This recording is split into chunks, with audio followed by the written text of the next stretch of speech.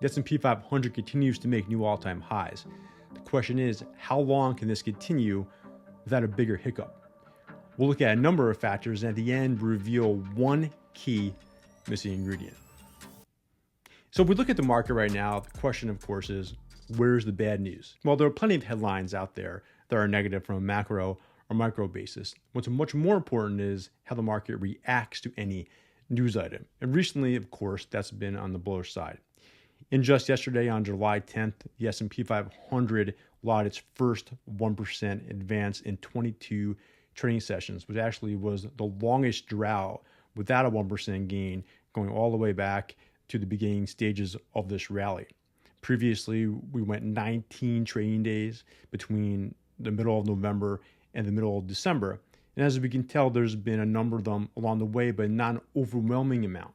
Because as we always talk about, one of the key ingredients to a long uptrend is just seeing low two-way volatility. And that comes in the form of a low frequency of 1% gains and losses, but with more 1% gains and then losses along the way. And that's really what's been happening going back to the start of the second quarter in 2023. So right now, 61% gains through a little bit more than half the year, just 1% losses, with the majority of those coming in April.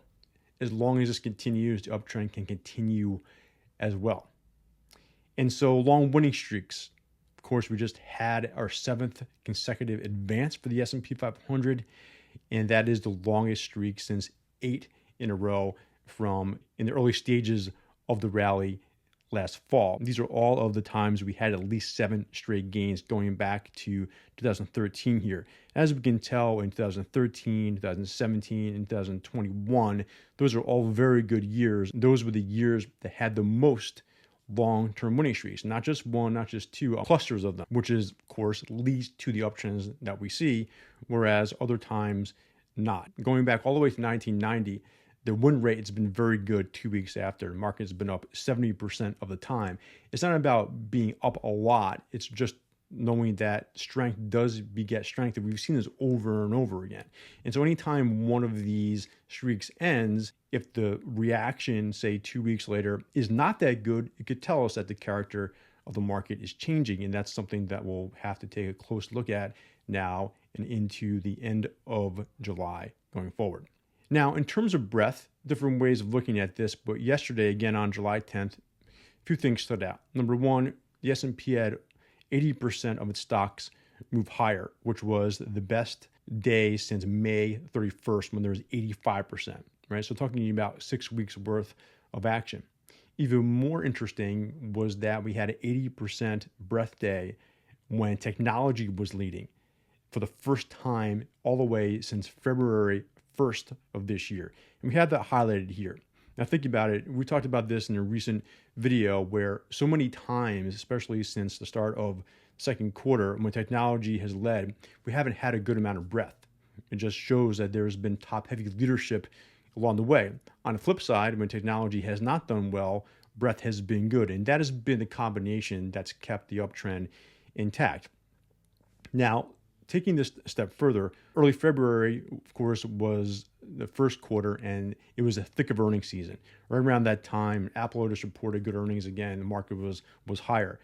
More importantly, we can see how similar the trends in the S&P 500 and this cumulative advanced decline line appeared. Right? They were making peaks and valleys at the same time, moving higher, making marginal new highs, all the way until the top in late March here.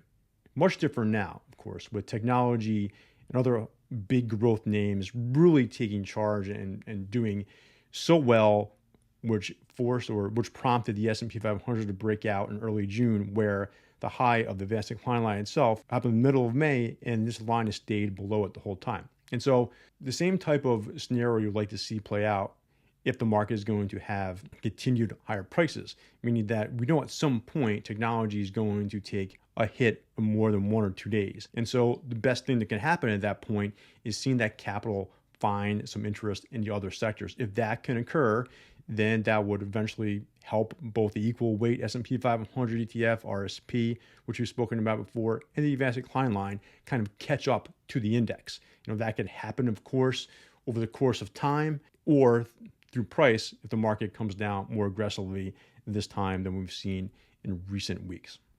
And so all of this good action, not surprisingly, has led to even more overbought conditions where the 14-day RSI for the index got almost to 82 yesterday, which just about matches the highest point that it had back on December 19th of last year. And we'll recall that actually the biggest down day of the entire run happened just the very next day when the market was down over 1%, which was related to the zero-date options activity. Now, as we know, the S&P 500 did not roll over after that point, but it did lead to a number of weeks of consolidation into the start of the new year, which, as we know, was resolved higher after that. Now, we're about 700 S&P 500 points above that point right now, so I don't think anyone would be surprised to see some more backing and filling at this point as well, especially as we're starting earnings season just in the coming days. And so there, of course, continue to be successful bullish patterns. Since we last spoke, we've gotten the 8th upside target hit off of this pennant or flag pattern, hitting 5,555 just a few days ago. And so, as we can tell, 8 successful bullish patterns, still no successful bearish patterns. That combination leads to an uptrend. Say that's obviously very good as well. So, question is, once again, where is the bad news? So the missing ingredient is that right now we have no more live short-term bullish patterns. And we can see as we got that last target acquired, the market has continued higher. So in order to build another short-term bullish formation, we need additional volatility. And we just talked about we don't want a lot of big up moves or down moves on a continuous basis, but we need a little bit more backing and filling to create some sort of iteration of a formation. And that's exactly what happened here at the end of March, where we hit another bullish target. At that point, there was nothing left aside from the bigger one. And at that point, we needed to see more backing and filling, and eventually that led to the 6% sell-off. But what happened right after that? 2 more bullish patterns formed, and those were taken advantage of, and that really gave the market an extra jolt to get us to this point right now. And so we'll have to see if that develops, because along the way, remember, as April occurred, we also had a potential bearish pattern in play, which encompassed the last few weeks of action, which looked like a pretty nasty top if it were to break down. It did not. The next consolidation pattern will be up for grabs, so to speak. We know that if we talk about those in terms of trading boxes, those have all been resolved higher. When one gets resolved lower, again, that again could change the character of the market. There's one silver lining, and that is this, that the biggest bullish formation continues to be in play. And, it's created a lot of wiggle room now. As we can tell, getting to 5,600, we're much closer to the target of 6,100 than we are to the breakout zone of 4,800. So this can take many different forms. It could take a while. It could only take a short amount of time as well. But the good thing is that this uptrend continues to be strong. The market has proven that it can take a punch. You may have to do that again relatively soon. And if it can do so in a constructive manner and digest anything that's coming its way as opposed to completely roll over, and that's how the next up leg could form. That's what we have for today. Don't forget to check out these videos and subscribe, and talk to you next time. Thank you.